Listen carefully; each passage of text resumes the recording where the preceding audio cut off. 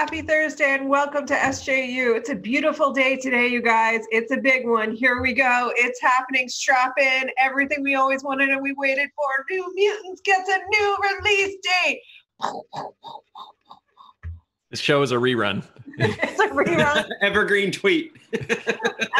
This show is another piece of evidence that there's a glitch in the simulation. I'm Roth Cornet. That's Spencer GIlbert. That's Joe Starr. Danielle Radford is going to be flying in as soon as that internet starts working for her. So be prepared for a surprise Zoom bomb from Danielle Radford, a bomb of beauty, if you will. But first, let's talk about those New Mutants. And then we have fan questions later today, so stick around. This is via @New Mutants Film. So basically, it was their tweet that announced this. So we presume there will be something official from Disney. Did they go rogue? I don't know. Like, are they just making it happen? They're manifesting it like Reynolds did with Deadpool. Tweet it into existence, baby. Yeah. Yeah. Are they secreting it? I don't know. But they said that the release date is August 28th. So here are the previous 5 release dates. April 13th, 2018, February 22nd, 2019, August 2nd, 2019, and then April 3rd of this year. So here we go. That's it. It's now in August 28th. Presuming that theaters are going to be back and people are going to go see it. Don't know. So this is the 5th release date, or do you think it's going to be moved again? We just want to recap really quickly and say that it is unlikely to go to Disney Plus or Hulu due to previous licensing deals with 20th Century Fox, now 21st Century Mouse, had with HBO. And HBO Max first, which is weird, but yeah, which now would be a whole other weird thing, right? Because it would go to their streaming service, which is a competitive streaming service. And also Disney, when they acquired Fox, had signed a deal saying that they would release all of their movies in theaters. We talked the other week about whether there was a force majeure, the act of God clause, where they could be like, hey, coronavirus. So there's a part of me that wonders if the August 28th move is just to have a date in place that if Corona prevents it from actually being released, they have every excuse in the world just to send it to VOD on Disney's part. And I think if it went to VOD and if things weren't completely open by that point, it would do massively well. Yeah. Because of the curiosity factor around it versus, and this is my question for you guys, if it really does, if they're just dumping it in a theater on August 28th, knowing that like 4 theaters in the country will be open in various places, and they're just like, well, we did it, contract fulfilled. Do you think that's it? I think interesting. I think it's a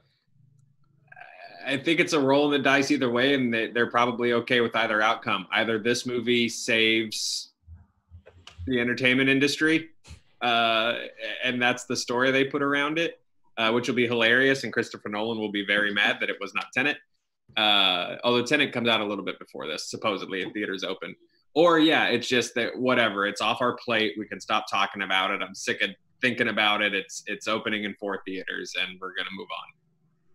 So Spencer, we've talked about this before, but August 28th, another movie, Russell Crowe's movie Unhinged was moved to July 1st. Just this week, they moved it to July 1st. So clearly there's, I think, some cautious optimism happening about theaters reopening. And I think, as we see different states having a different cadence and different countries having a different cadence, because we have to think that, I don't know if these are just domestic. I don't know if New Mutants is just a domestic or if it's day and date global, that release date in August. So they just may be banking on that there's enough globally to drive business. But that's a big question mark about whether people are going to go to the theaters or not. Or if it's like you have to have 3 spaces between you, all of that.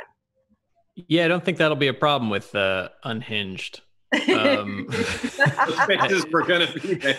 I think they were always going to be socially distanced in those showings. But look, that's an interesting point you raised, Roth, about like that they're pushing this into theaters, these movies, just so they can tick off a box and fulfill their obligations so that they can release it to VOD, where right now the audience is, and we're stuck at home and we're desperate. And I'd pay as much for New Mutants as I would for Trolls World Tour, and that made a good amount of money. They have to be wanting to release it into homes right now. That has to be like the desire on Disney's part. It just makes no sense to keep delaying it when there's all these people starved for a new comic book movie right now. So I'm shocked that they can't just get everybody back to the table, back to the drawing board, and be like, let's just do this, guys. Come on, we'll give you a check. We'll write you a check. Just make the movie happen.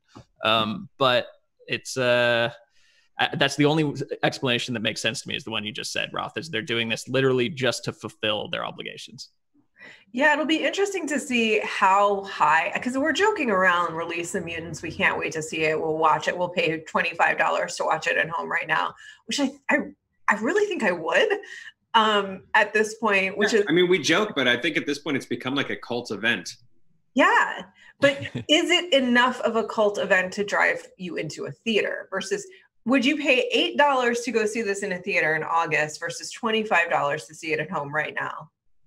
Right. That's the calculus. And I gotta think that more people would be willing to watch it at home. It's a Trolls World Tour caliber movie. I say that with love, but just something that, you would want to throw on and kill some time with. Apologies to my big New Mutants heads out there.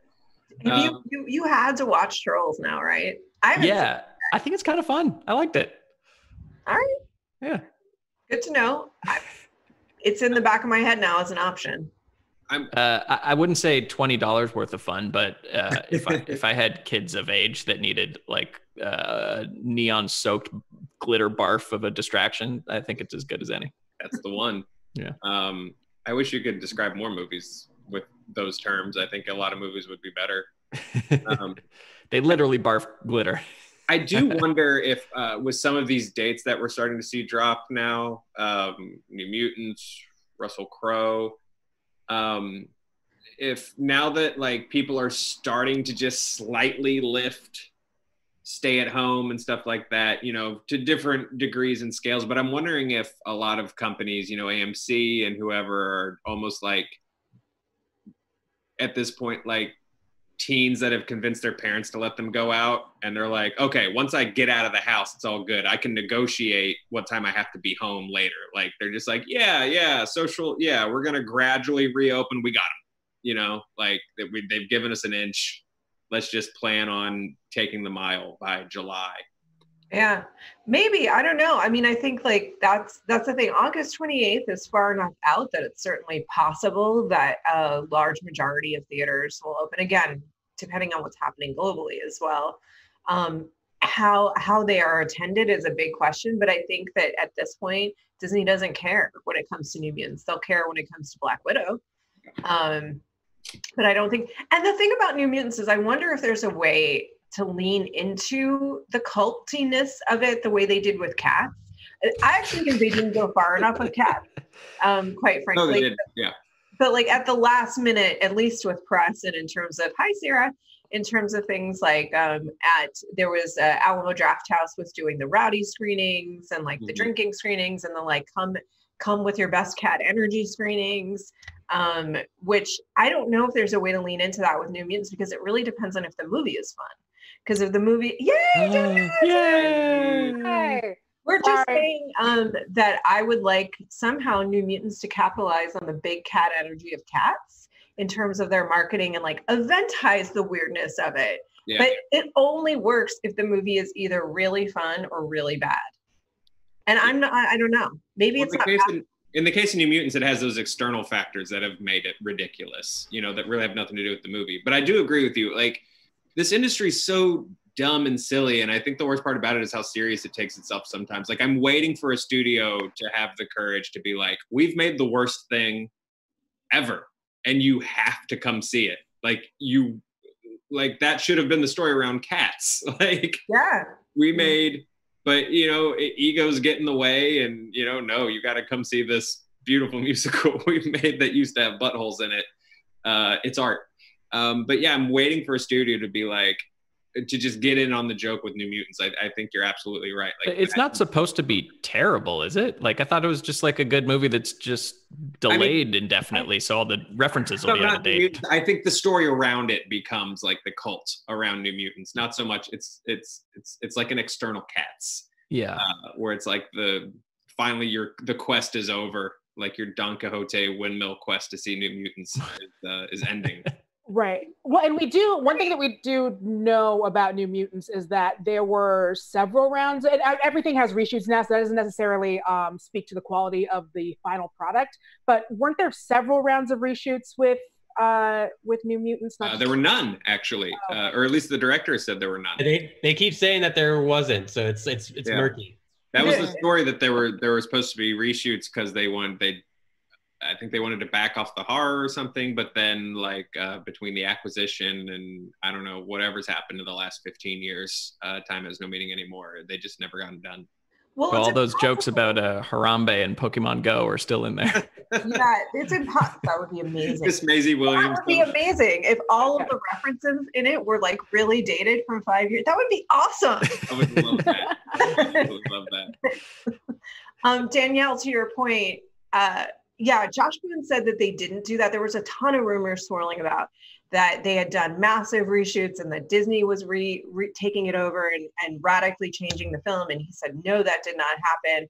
That said, it's, to your other point, literally impossible that there would be no reshoots, because every single movie gets reshoots because they're missing a shot or they need to change a line or a moment's not working. It's extremely normal. It would be very abnormal not to. Maybe that's the weird thing. Yeah. You're more Spencer. They didn't get to reshoot, and so now they have Harambe references. Well, and them not reshooting could also be another sign of them being like, let's just push this thing out. Let's get it out.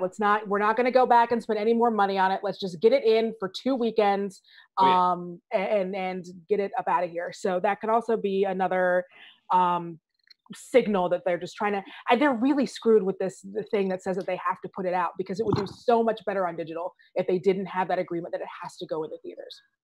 That's what we were just talking about. So the question is, would you pay $25 to watch it at home right now, or $8, which is not what movie theaters and all? Yeah, I thought it was only $20 for the VOD. I know. Movies. You're up in the price. I'm up in the steak. Okay. So it's $25 to watch it at home, or $8 to watch it in theater in August, Danielle. Well, I'm not going to any theater in August, so $25 to watch it at home. I'm not going to a theater in August. Well, my birthday is in September. We will be celebrating it here on Zoom. Yeah, I think that that's true for a lot of people. No, the X-Men franchise started. They did 3 movies, and then they introduced the New Mutants of X-Men First Class, and then they introduced the New Mutants of X-Men Apocalypse, and then they introduced the New Mutants of Logan, and then they introduced the New Mutants of the past. And so finally, now that they're introducing the New Mutants, I'm not interested in risking my health for them. I've met plenty of New Mutants in the franchise. They're pretty old mutants by now. We know those mutants. They're pretty. And guys, just to clear up the reshoots thing, like Ross said, it does seem like maybe back in 2018, that's when they were talking about the reshoots of making it more of a horror or less of a horror. I think that's what Joe's talking about. That's from Collider in 2018. But I think the reshoots that the director and Maisie Williams were saying didn't happen refers to the more recently post-shoot. One of the reasons being that because they are so much older, if you reshoot some of it, you'd have to reshoot a lot of it. So like Ross said, they probably did reshoot some stuff, but it's murky about when and so I just want to make sure I got that. They should put young faces on them like they did for It Chapter 2. I know. Yeah. That's what I want. Pointed that there's no like mustache to look at, or like finding the age moments. De-age those mutants. Age moments. Like that could be a fun game. Come on. Roll into it. But what if it's a great movie? It might be awesome. I have no idea. I hope it is. I like the characters, and I like all those actors, and hopefully the movie's as epic as the set visit that you guys will never see, because that was, you guys should have been there. What if 2 weeks before, Joe, they release that set visit? Hell yeah. It'd be crazy. Then finally you guys will see Maisie Williams challenge redacted to a First Blood Kumite. Ooh. All right. Well, we have a lot to look forward to when it comes to the New Mutants. We will, of course, as always, be following this story very, very closely for you. We are as invested as we assume that you are in releasing that. Like, this is the review I'm looking most forward to in the next year. And having said that, I know I'm setting myself up for inevitable disappointment. Like, it's probably just going to be okay. Like, oh, it's pretty good.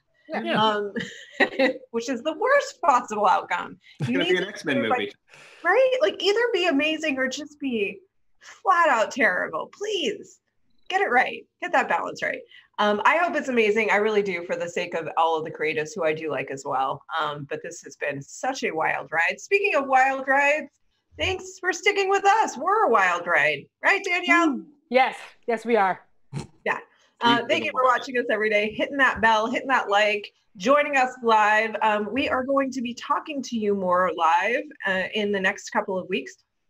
We're gonna have Ryan check in with the chat and see what you guys are saying, see if there are questions or comments about what we're talking about. And starting tomorrow, we'll be doing Friday SJU reviews. So we'll be doing a mix of things. We'll be doing things that drop now during quarantine. We'll be doing some look backs at movies that came out and now we're looking at them with fresh eyes, and some mix of that. And as a part of that, we want to hear from you, and we will comment back. We'll give our thoughts and our review, and then we'll take a couple of your comments and chat on back to you. So come and play with us tomorrow. It's going to be Joe Starr and Eric Goldman talking about Clone Wars Season 7, which I know a lot of you wanted us to talk about. Unfortunately, they're the only two that are fully caught up. Not unfortunately. Okay, let me rephrase that because that came out a very weird way. Fortunately for you, they're caught up, and it's going to be an awesome review tomorrow with Joe Starr and Eric Goldman. I tried to get Spencer up to speed, but he just insisted on rewatching Droids again. It's tough with Spencer because I also, Joe, was like, hey, Spencer, let's review stuff together. I think it'll be really fun because we tend to have similar tastes in things like television. He's like, I don't know, it sounds hard. And then you just started rewatching Droids. Trouble again, I'm in trouble again. Look up the Droids theme song, people. It's worth your, Droids it slaps. So look forward to that tomorrow, as well as more Hey Fandoms. These are really fun. These are AMAs with some of your favorite creators. We're going to have Ben Schwartz this week. All right. No, please keep going. Ben Schwartz Trouble next. You know, from Parks and Rec. I'll just keep talking right through it. But you know, from Parks and Rec. We got Schwartz.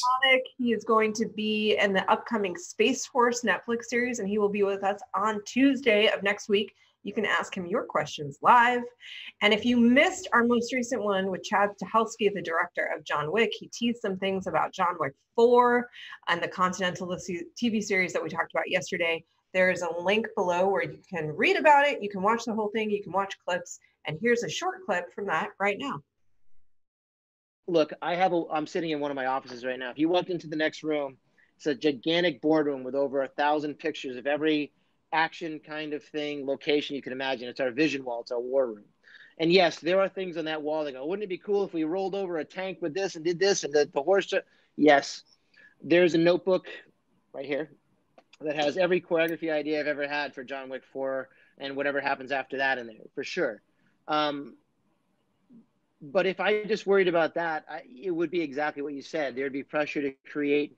I got to go bigger, and that's what happens with most sequels. Well, we did it on an airplane, so let's do it on a submarine. Well, we did it on a submarine, so let's do it on a rocket ship. I'm sure you can imagine some of the car franchises and other action franchises out there that just, what's the biggest gag we can do? We'll skydive, we'll halo jump. Look, that's cool. I appreciate that, and we do a little of that ourselves. I just go, okay, look, what do we need here? Where it is. I like doing things practically, which limit me a little bit in a good way. Like, look, I'm not going to jump out of a CGI 747.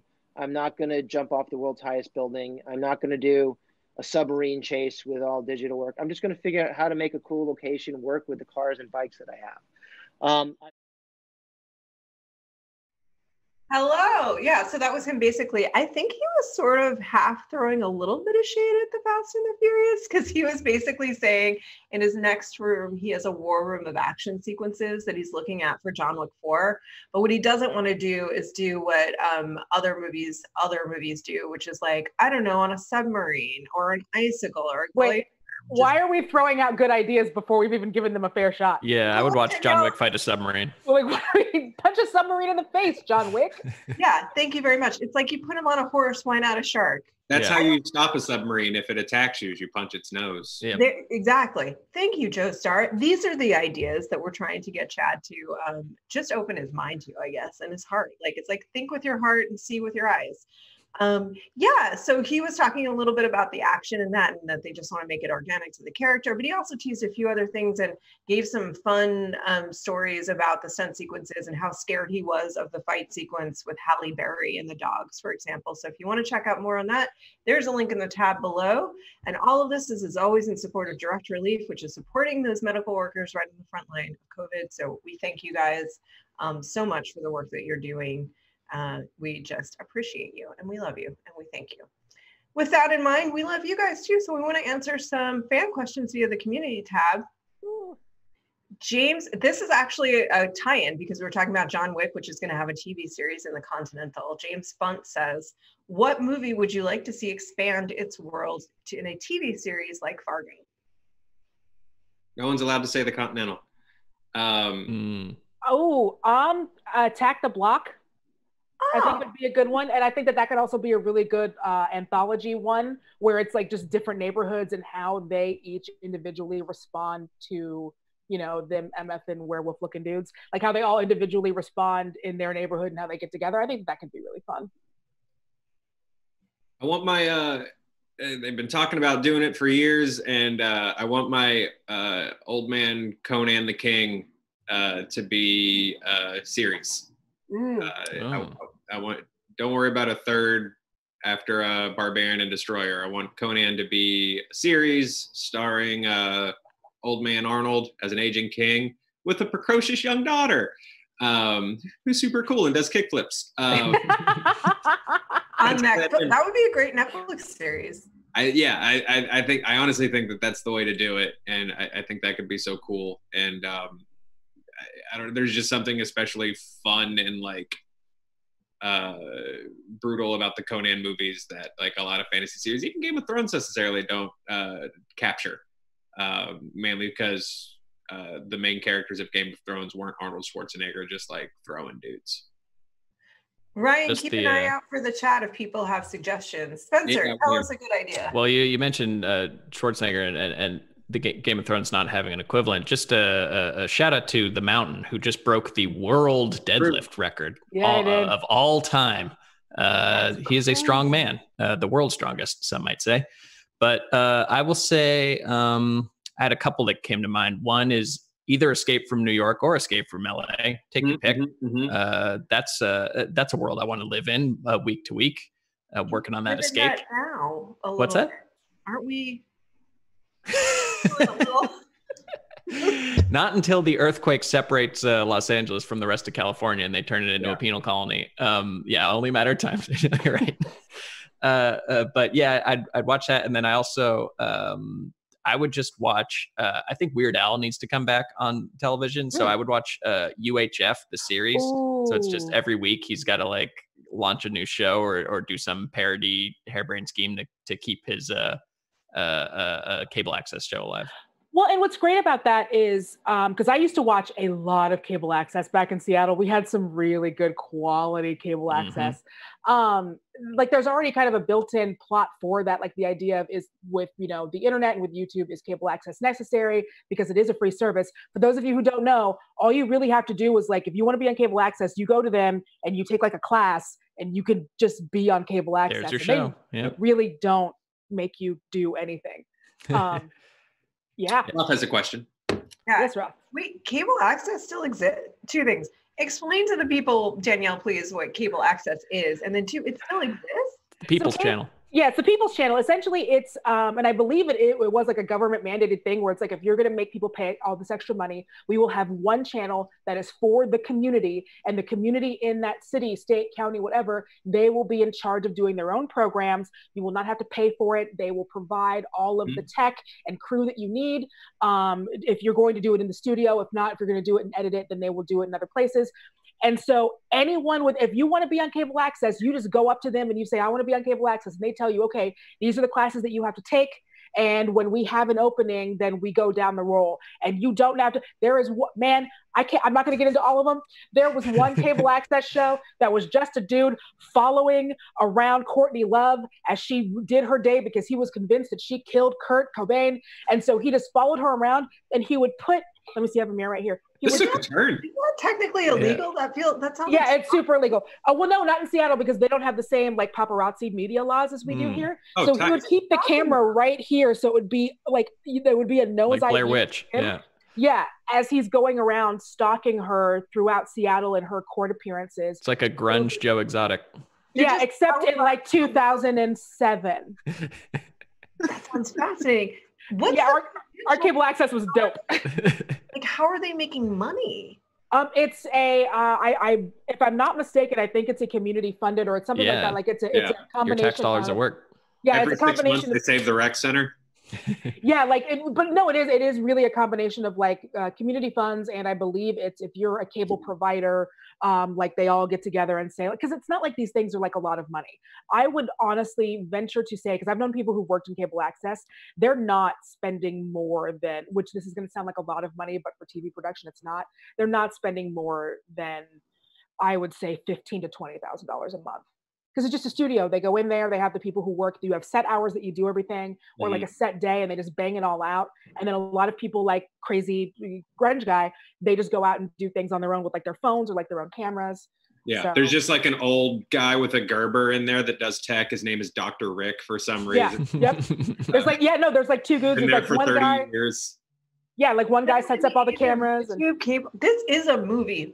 For sure. Yeah, it's UHF. That's what got us started on all this. It's great. Rewatch UHF. It's fantastic. All right. No, but I'm just saying, like, the fact that it still exists. It's like when they announced Maverick and we were like, but everything's drones now. Like, there's no, and that's the movie. Okay. If you have access to, if you still have cable access, or if you still have cable, check out your local cable access channel. Especially do it on like a Friday night. You will not be disappointed. I don't think FCC applies to those either. Just be careful. All right. Good morning. Thank you very much. That actually leads us into our final fan question. Did you want any chat picks, Roth? I do. Chat picks. Okay, so we had a couple. I have them written down. Owen Baxter says Inside Out has a wonderful world and a fantastic cast of characters that they would love to see more of. Itachi Uchiha says Big Trouble in Little China. There's a lot of mystery. You're just pandering to Joe. There's a lot of Mystery Men love. Rob Turner says, I repeat, Mystery Men would be awesome. Jody Harkavi then backed him up and said, I agree, Mystery Men would be awful. And then Joe the Knave followed up on that and said, watched Mystery Men last night. Great film, ever more relevant today. So a lot of Mystery Men love in the chat. Do you guys remember Herman's Head? Yeah. Yeah, Herman's Head was Inside Out. Yeah, that's Inside Out. That's exactly what I was you're right. Yeah. Except like dirty and adult, and it came up because it came after like Married with Children, so they were like, we have to like be on the same level as Married with Children, but you didn't. But yeah, it was essentially like an adult live action version of Inside Out. Yep. Can the world handle like a TV show version of like a ski school or a Meatballs? Can the world handle it, Joe? Like I think you're proposing what the world needs right now. Like a wacky adult comedy. I've been banging my soapbox about this for years. Bring back the horny ski comedy. Horny ski comedy needs to come back. Ski patrol, ski anything. Yep. Yeah, guys, to be clear, it doesn't just have to be skis. It has to be skis. No, you can be horny anywhere. At a burger joint. No, you got to be on a mountain. Yeah, no, it could be at a police academy. It could be in a ski slope. Somebody on skis has to launch off a jump and accidentally land in a jacuzzi with two babes and go. I do have to say they're like. Roth, I appreciate your commitment to the diversity of this genre. Yeah. But unless a pretty ski bunny is dating a snob who's like, my father owns the mountain, and then the wacky guy with a beard that's just coming in for the first time that teaches skiing on the weekends doesn't rise up to get the girl and also claim the mountain for the people, I'm just not interested. No, and his best friend probably snowboards. His best friend probably snowboards. No, this is all pre-snowboarding, Danielle. I'm sorry. I'm sorry. This is 1994 or earlier. These are period pieces. I have a lot of conditions. Yeah, no, this is the Paoli. No X Games. All right. I lived in Aspen. I am very connected to the X Games. I really think you're missing the larger picture of the genre, which is that claiming the mountain for the people is a metaphor. And you can claim anything for the people. You can claim the community center. You can claim the plot of land. You can claim the police. You can claim the burgers. Roth, if you can explain to me right now how if you set this in a Wendy's, someone can come off of a cliff and land in a jacuzzi next to How can they not? Pitch the scene right now. Pitch the scene. Because in the back of the Wendy's, as you know, is the lounging area for the very, very rich son of the owner of the chain. And in that area, he happens to have a jacuzzi because he is, as we've mentioned, a rich douche. Now, the person that's managing the Wendy's on the weekend is the hero of our story, as we know. Yes. And he's trying to get the workers to rise up and have equal pay and also save the neighborhood. So at a certain point, clearly the mountain in the distance is a location where his father has gone skiing. And oh my God, things go awry. He skis, hits an accident. Okay, good. So there are skis in this. Then it tracks. This is fine as long as there's skis. This is starting to sound a lot like the sequel to Coming to America, and I'm kind of here for it. Roth just fit a square burger into a round hole. Yeah, you did. I applaud it. There you go. The mountain's a metaphor. All right. I think this actually leads perfectly into our final questions from Jay Key, who says, do you think that the taste in movie audiences will fundamentally shift due to COVID? After the 1918 influenza epidemic into the Great Depression, we saw a rise in movie musicals. And do you think our contemporary audience may similarly try to find escapist genres in order to forget this drama? I think we answered what this. we just pitched? Yeah. It's the horny ski movie. Yeah. It's coming to save us. I think every movie from now on will have a scene where somebody acts. They set the avalanche charges in the wrong part of the hill and go, uh-oh. Yeah.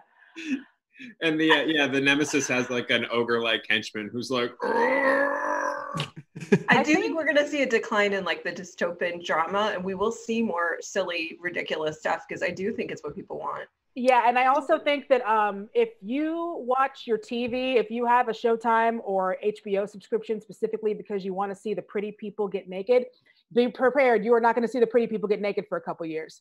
I don't think we're going to get a lot of sex scenes. I don't think we're going to get a lot of making out. I think that's going to be one of the biggest things, because think of all the stuff that's going into production, like that they're going to be like, we have to start getting some stuff into production. I think you can do it with special effects. I really think, if you want, if some of those genres are going to make a return, if the Cinemax thriller genre is going to make a return, you can do it with you can get around it. Green screen diaries instead of Red Shoe Diaries. So like if I'm in a steamy no, and it's time, I just like, hello ladies, did you commit a crime? And they're like, us? No, we would never commit a crime. And then the saxophone plays and I go, oh, my cat's in one. That's weird. Is your cat's Blanche? She's Rose. Hey. Oh my God, that is really right in there. Oh no. All right. I was going to ask a potato related question, but I just don't think that I can solve or fix or make better this moment from Sarah. Okay, guys, I just think this has to be it. This is it. That's the end of our show. I was going to do that, but we'll do the potato question next week. I promise you. Stay tuned for Clone Wars review tomorrow. We will be taking questions and thoughts from the chat from now on, but also, shit, Sarah, you're the best. Screw it. See you later. See you later.